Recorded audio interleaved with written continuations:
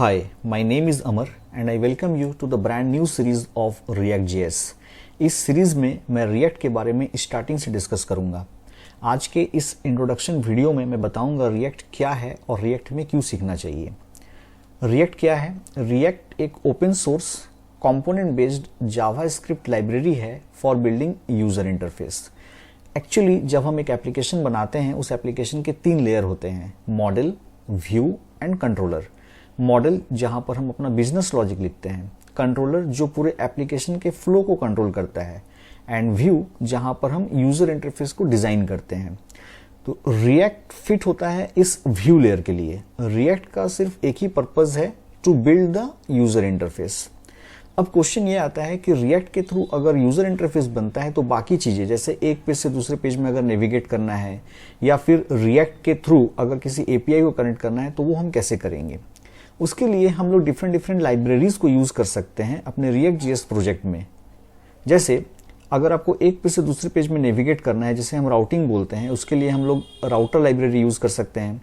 अगर आपको React application को किसी एपीआई से कनेक्ट करना है तो हम Axios लाइब्रेरी यूज कर सकते हैं।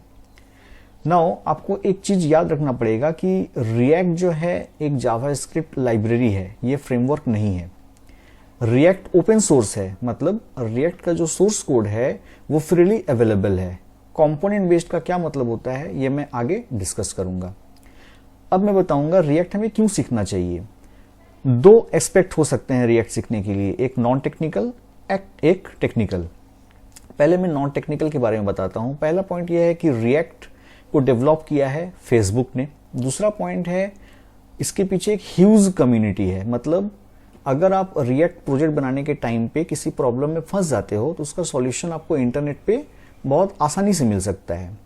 इस वीडियो को रिकॉर्ड करने के टाइम पे React.js लाइब्रेरी के लिए मोर देन 200 के स्टार्स हैं गिटहब पे and huge demand in IT industry. अगर आपको React का नॉलेज है तो बहुत हाई चांसेस है कि आपको फ्रंट एंड डेवलपमेंट या फ्रंट एंड डेवलपर का जॉब आसानी से मिल सकता है।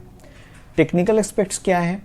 पहला है कंपोनेंट बेस्ड आर्किटेक्चर, दूसरा है रीयूजेबल कोड, तीसरा है declarative approach, then virtual DOM and React Native. अब ये सब टेक्निकल एस्पेक्ट्स के पॉइंट को मैं एक एक करके डिस्कस करता हूं। पहला है कंपोनेंट बेस्ड आर्किटेक्चर। जैसा मैंने बताया कि React.js का एक ही पर्पज है, to build the user interface. अगर हम किसी कॉम्प्लेक्स यूआई को बनाते हैं तो React में उस कॉम्प्लेक्स यूआई को हम लोग स्मॉलर पार्ट्स में डिवाइड कर सकते हैं, और वो जो स्मॉलर पार्ट्स में डिवाइड करते हैं उस स्मॉलर पार्ट्स को हम लोग बोलते हैं कंपोनेंट। जैसे एक वेबसाइट अगर हम लोग बनाते हैं तो उसके क्या क्या कंपोनेंट हो सकते हैं? Side bar, header, main content and footer. तो मैं बोल सकता हूं कि हेडर जो है एक कंपोनेंट है, फूटर एक कंपोनेंट है, साइड बार एक कंपोनेंट है, मेन कंटेंट एक कंपोनेंट है। अब इन सब कंपोनेंट्स को एक साथ में अगर मैं मिला दूं तो अल्टीमेटली आपका वेबसाइट कंप्लीट होता है। ठीक है। सो हम लोग React के थ्रू जब भी यूजर इंटरफेस बनाएंगे तो उस यूजर इंटरफेस को स्मॉलर पार्ट्स में डिवाइड करेंगे, और वो जो स्मॉलर पार्ट्स में हम लोग डिवाइड करेंगे उस स्मॉलर पार्ट्स को हम लोग बोलते हैं कंपोनेंट। नेक्स्ट है reusable code. Component based architecture का सबसे बड़ा एडवांटेज ये होता है कि कंपोनेंट्स रीयूजेबल होते हैं। एक बार आप कंपोनेंट अगर बना लेते हैं तो उस कंपोनेंट को हम लोग प्रोजेक्ट में multiple number of times use कर सकते हैं। जैसे मैं यहां पर एक एग्जांपल दिया हूं। मान लीजिए आपको सीजन के ऊपर कुछ आर्टिकल लिखना है, उसके लिए मैं क्या करूंगा, एक सीजन कंपोनेंट बना लूंगा जो क्या क्या पैरामीटर्स लेगा, टाइटल, डिस्क्रिप्शन एंड ये बैकग्राउंड कलर।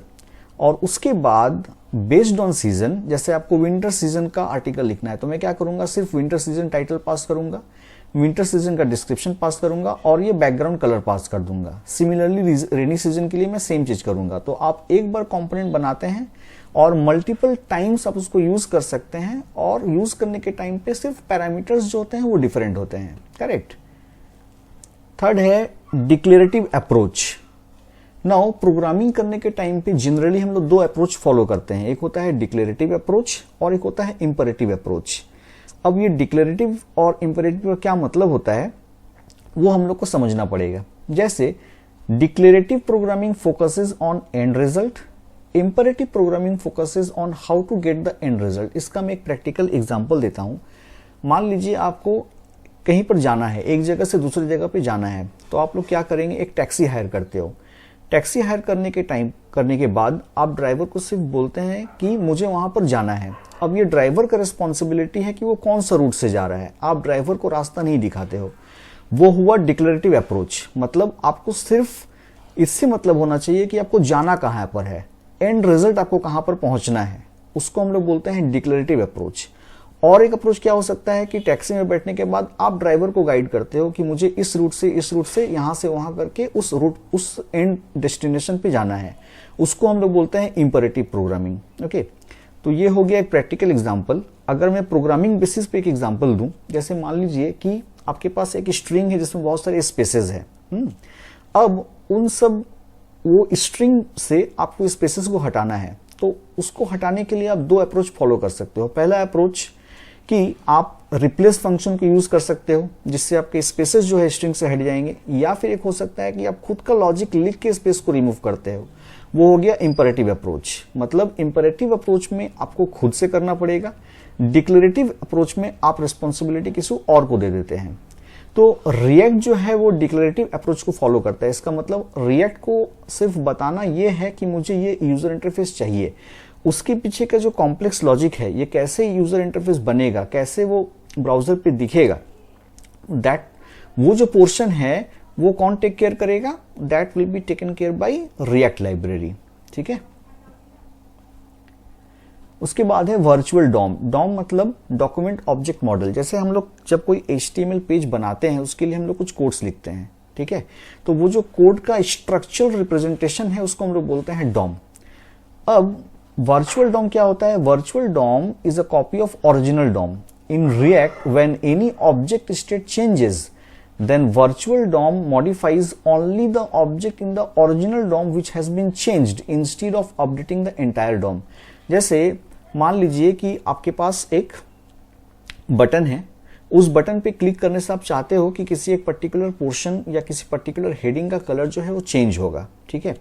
उसके लिए रिएक्ट क्या करता है? रिएक्ट एक वर्चुअल डॉम बनाता है, ठीक है। वर्चुअल डॉम बनाने के बाद जब भी कोई ऑब्जेक्ट का स्टेट चेंज होगा तो उस टाइम पे वो पूरा डॉम को मॉडिफाई नहीं करेगा, वो सिर्फ उस पर्टिकुलर पोर्शन को अपडेट करेगा जहां पर चेंजेस होना है, ठीक है। इससे आपका परफॉर्मेंस जो है बहुत ज्यादा फास्ट होता है। ये हो गया वर्चुअल डॉम। उसके बाद है रिएक्ट नेटिव। अगर आपको रिएक्ट का नॉलेज है तो आप इजिली रिएक्ट नेटिव को सीख सकते हैं, जिसके थ्रू हम लोग क्रॉस प्लेटफॉर्म मोबाइल एप्लीकेशन बना सकते हैं। उसके बाद है कुछ एप्लीकेशंस जो रिएक्ट के थ्रू बना हुआ है ऑलरेडी, जैसे Facebook, Instagram, Netflix, WhatsApp web और बहुत सारे ऐसे साइट हैं जिसको रिएक्ट के थ्रू बनाया गया है। अब रिएक्ट सीखने के लिए हम लोगों को क्या आना जरूरी है? रिएक्ट सीखने के लिए हम लोगों को HTML, CSS, JavaScript and modern JavaScript that is ES6 वो जानना जरूरी है, ठीक है। आज के वीडियो में बस इतना ही। मिलता हूं मैं आपसे नेक्स्ट वीडियो में। चैनल को लाइक एंड सब्सक्राइब करना ना भूलें। Thank you so much for watching.